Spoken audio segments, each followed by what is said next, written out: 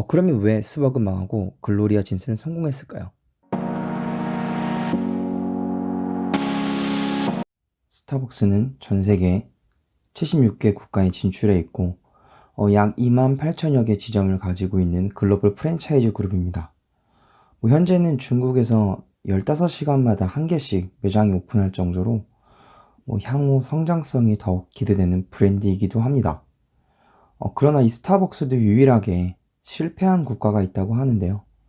그 나라는 바로 호주입니다. 오늘은 호주의 사례를 교훈 삼아 국내, 특히 동네 커피숍에 어떻게 적용할 점이 있을까 해서 본 영상을 좀 만들어 봤습니다.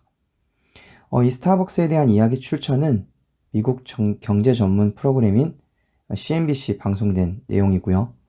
제가 영어가 완벽하지 않아서 제가 할 수 있는 선의 해석이라 그 원본을 보시고 싶다면 Why Starbucks Failed in Australia를 검색 한번 해보세요.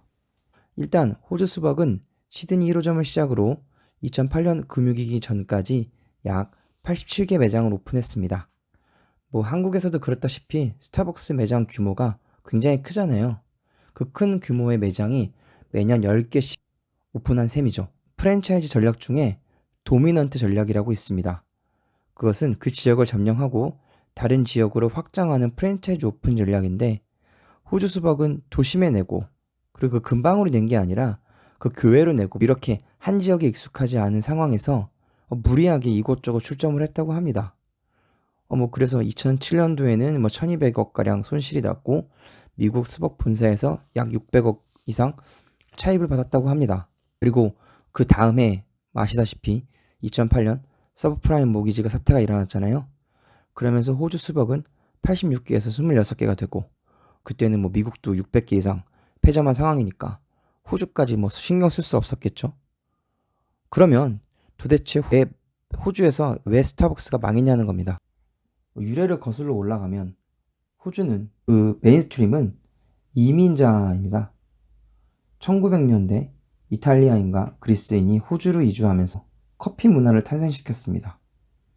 그 카페라는 본래의 의미는 새로운 사람과의 만남, 장소, 관계, 공간 중심적인 의미가 강합니다. 그러나 미국 스벅은 그 커피 자체를 상품화했습니다. 오늘날 우리가 마시는 모닝커피처럼 이런 거 있잖아요. 그래서 공간적 의미보다는 커피가 가지고 있는 든지 그 상품의 의미를 더 강조했고요. 그래서일까요? 그 에스프레소보다는 좀 자극적이고 대중적인 설탕이 들어간 메뉴, 프라푸치노 같은 메뉴를 개발하고 좀 대중화를 시켰습니다. 그런데 호주 사람들은 이 단 거를 선호하지 않는다 그래요. 커피를 마시는 목적 자체가 커피에서도 있겠지만 그런 카페 문화 같은 거에 좀 더 선호를 한다고 합니다. 그래도 저도 호주에 있을 때 솔직히 스벅은 많이 못 봤던 것 같습니다. 글로리아 진스에서 롱블랙, 그 아메리카노 같은 걸 마셨고 글로리아 진스는 호주 6개 주에 400호점이 넘는 매장이 입점해 있고 매년 3,500만 명의 고객을 유치하고 있다고 합니다. 그러면 왜 스벅은 망하고 글로리아 진스는 성공했을까? 글로리아 진스는 미국 시카고에서 탄생을 했지만 호주 시드니를 베이스로 하는 브랜드라서 현지화가 쉬웠습니다. 호주 사람들이 좋아할 덜 단 메뉴, 에스프레소 메뉴를 다양화했다고 합니다. 스벅은 어찌됐건 실패를 맛보고 다시 2014년도에 호주 스벅 경영권이 다른 기업으로 넘어가면서 이제는 현지인이 아닌 좀 관광객으로 눈을 돌렸다고 합니다.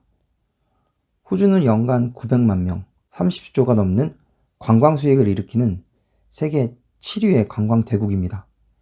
그 가운데 가장 많은 비율을 차지하고 있는 나라는 미국과 중국입니다. 그들은 이미 자국에서 스타벅스를 친근하게 느꼈을 테니 이제는 현지인이 아닌 관광객으로 타겟을 돌렸다고 합니다.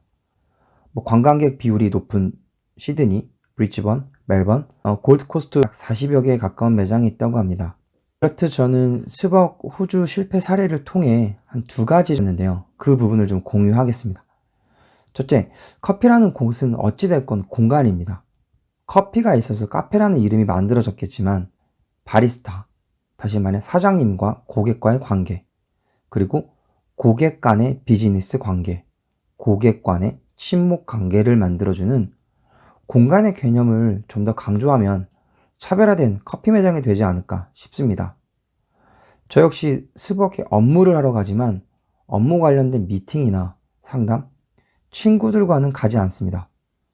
어느 매장은 너무 시끄럽거나 또 어느 매장은 카공족이 많아서 제가 혹시나 방해할까봐 좀 불편해서 가지 않는 경우들이 많습니다. 다시 말해 지극히 제 개인적인 목적으로 가지 관계를 만들거나 비즈니스를 생성하러 가기엔 좋은 장소가 아니라고 생각되기 때문입니다. 그래서 이런 대형 프랜차이즈 전문점이 할 수 없는 영업 전략을 동네 커피숍에서 활용한다면 보다 매출에 좋은 영향을 미치지 않을까 싶습니다. 그리고 두 번째, 현지화입니다. 글쎄요, 우리나라 커피 문화는 다방인가요? 어디서 유래를 했는지. 근데 저는 커피 외에 보다 몸에 좋은 차 전문점이 있으면 어떨까 합니다. 차 잎마다 저마다 특성이 있고 약사들처럼 차를 통해 처방까지 할 수 있다고 생각이 됩니다.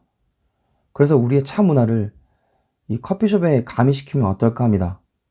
이미 전에도 많은 차 전문점이 있었지만 활성화가 안 됐죠. 근데 저는 오히려 그때는 좀 시기가 빨랐다고 생각합니다. 지금 앞으로는 그 특성 있는 차를 내가 몸이 어디가 아팠을 때, 어디가 허할 때, 어떠한 증상이 있을 때 성분에 맞는 차를 추천해 주는 겁니다. 그러면 커피숍의 바리스타처럼 꽤나 전문성을 갖추지 않을까 생각합니다. 그러면 좀 더 차별화를 느끼지 않을까 하네요. 네, 긴 영상 봐주셔서 감사합니다. 고맙습니다.